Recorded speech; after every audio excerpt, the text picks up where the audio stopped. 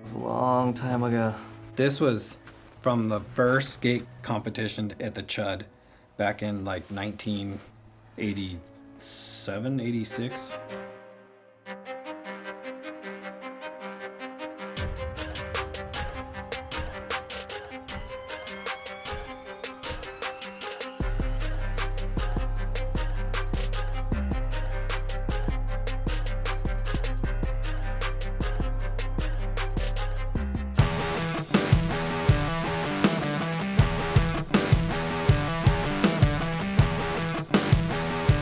So I like to go down to the park and try to help kids get footage and post it on their Instagram because I know it's important to them and it keeps everybody's spirits high. And so that's a little way I kind of help out and kind of provide to the community, you know, for skateboarders everywhere. The only thing that was there at the time when we first got there was one piece of concrete that was pad by the bathrooms, and the planter boxes were on the outside, but all the inside was just dirt. And we had built some ramps behind Shopco for the summer, and we skated all summer. And they finally kicked us out at the end of the year. My friend Mike Sargent and I threw one of the ramps in the back of the car and went out and searched for a spot to put it so we could keep skating for the year. Right. And we drove right past right here and looked over and saw there was concrete. We're like, well, that's under the bridge. Let's unload it. Yeah. So we set it up against the planter box right here, which faces the side street.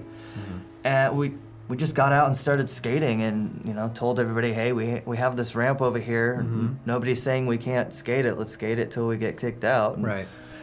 skated it, and there was an older gentleman that was there, and he was kind of moving around and putting concrete and putting rebar and moving things around, and we never really thought anything of it. He just kind of kept watching us, and we finally realized he was the one building all of it, and he would build more concrete, and then when he built more concrete, we put more ramps there. Yeah.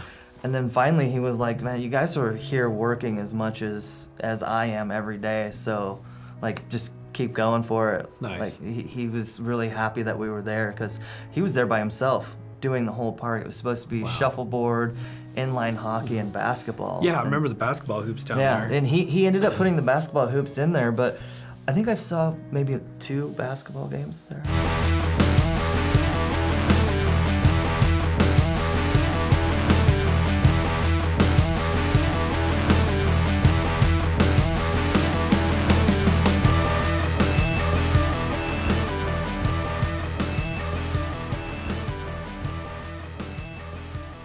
Almost seems like Rhodes was kind of an accident.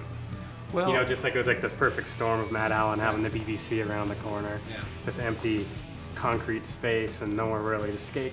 Like Matt would come over and we'd throw impromptu contests on Friday or Saturday night, and Matt would bring over some prizes, and pretty soon people were jumping off roofs and An extra deck or set of trucks. Yeah. Someone will jump off a roof for that, right? That just sounds like great grassroots skate community contest, fun test, call it what you want. Obviously that kind of built the foundation and allowed the other shops to develop as well. He was a small business owner, but I think he didn't really have that personality he wanted to go out and raise Cain. He wanted to just get things done. He wanted a place to skate. What was the first organization called? Idaho Board Sport Association. We have Snowboard Boise, which we just started recently, and then we have the Boise Skateboard Association that we started like probably 10 years ago. We started working on remodeling Rhodes Park probably 12, 13 years ago. We just got together and decided we needed to do something about Rhodes Park to improve it. Started working on it, doing fundraisers, then formed the Skateboard Association. And eventually this year we became a nonprofit. And so we're kind of on our own now and fundraising for skate spots and skate dots, but just trying to promote skating in the community through improving facilities and being able to get to a local neighborhood park that has like a skate dot or a skate spot. It was Lori and Jody who initially made contact with the Albertsons Foundation. Right. And that was a blessing right there, and that did so much for our cause. Yeah. And that they believed in what we were doing, and that this is something that the youth needed because, you know, for teenage kids, there's really not a lot out there. It's gotten a lot more in tune, I think, with some would say politics or whatever, what needs to be done. So where years ago it was young people who were just trying to find a place to go. Now it's people who are a little bit older, a little bit more mature, that see the benefits of the community. Plus the fact is that you've got people that have been skating for all these years and the place didn't burn down. And I guess it's just a process.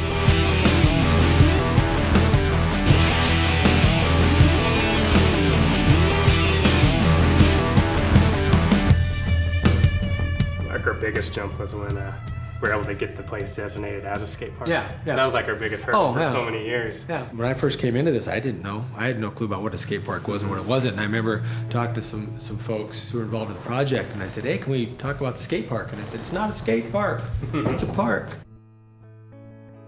Tell me how Bogus Basin has changed over the years. Oh, goodness. You probably could tell me as well as anybody, but tons of changes. I mean, we didn't have a coaster even a year ago, I guess. The facility is looking a lot better as of last year. It's like tons of people go up there. They had one of their busiest days ever 2 weeks ago when we got all the snow.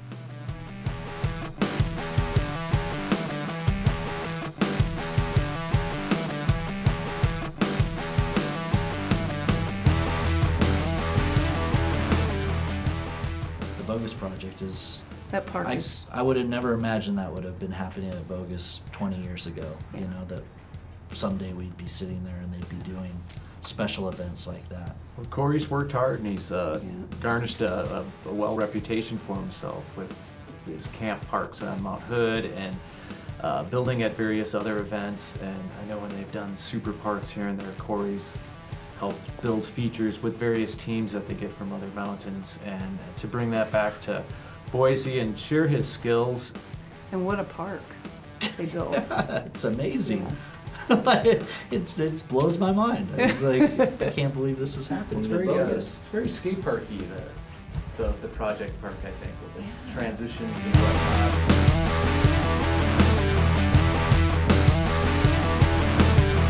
It has to be safe, because if you're gonna just build stuff and people get hurt, your park's gonna get shut down.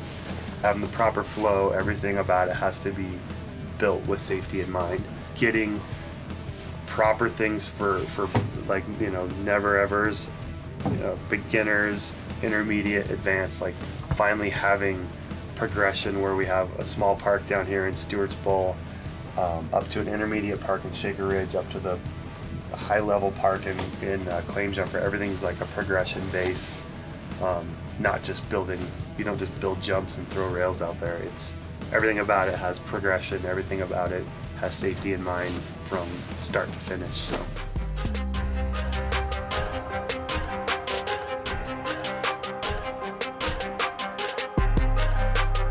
It's the last day of the Bogus project, Snowboy Productions and Bogus Basin Terrain Park project flash mob session in our specially built park that me and Crush built this week with our diggers. We've been doing the projects. This is the third year. We started out at Loon in New Hampshire. We did Trollhog in Wisconsin last year. Always been wanting to team up with Corey on some stuff, and the scene here in Boise is insane. And one thing the projects I think does is it kind of allows to kind of shine a little flashlight spotlight on little scenes that just have rad energy. Well, we had zero snow. We had this much snow in the whole area, zero snowmaking, and we chose a spot that hadn't been driven on at all this year. We did it there because it's kind of, there used to be a half pipe there years ago, one of the 5, and so we can kind of manipulate that slope. It's pretty much smoke and mirrors up there. It's really thin. It looks like we piled a lot of snow, but we just moved it around. So base of the tranny's real thin, behind everything real thin, but it turned out way better than I was expecting. Definitely nervous going into it with the worst snow year I've ever seen at Bogus.